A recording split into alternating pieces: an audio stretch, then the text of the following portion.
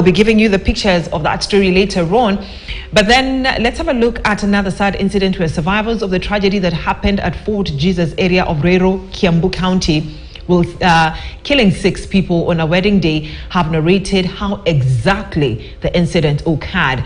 Dan Mora, the master of ceremony for the wedding between Charles Moria and Susan Wanjira, told journalists that women who had come to pick the bride were cheerfully celebrating the bride's special day when the catastrophe occurred. Namora, who was among the team, recounted that the bride was ready and set for the big day and escaped death by a whisker as she had to go back to the house when 17 celebrants plunged in the 15-foot deep underground tank after the concrete on which they were standing on collapsed under the weight unprepared.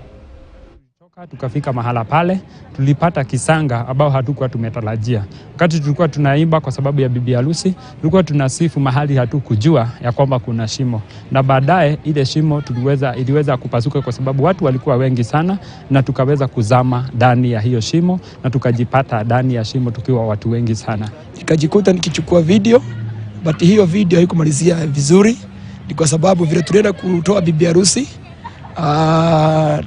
tulipata ajali kwa sababu uzito wa pale kulikuwa kumewekwa kafuro kidogo, ilizama na tukajikuta tuko kwa shimo ndani na tukataabika sana kutoka kwa hiyo shimo, lakini tunashukuru Mungu ni kwa sababu alitubakisia uhai.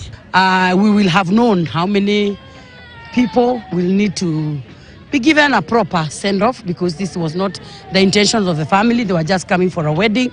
They knew they would come and celebrate and then go back home. Unfortunately, the tragedy happened, and so we have nothing to say, but only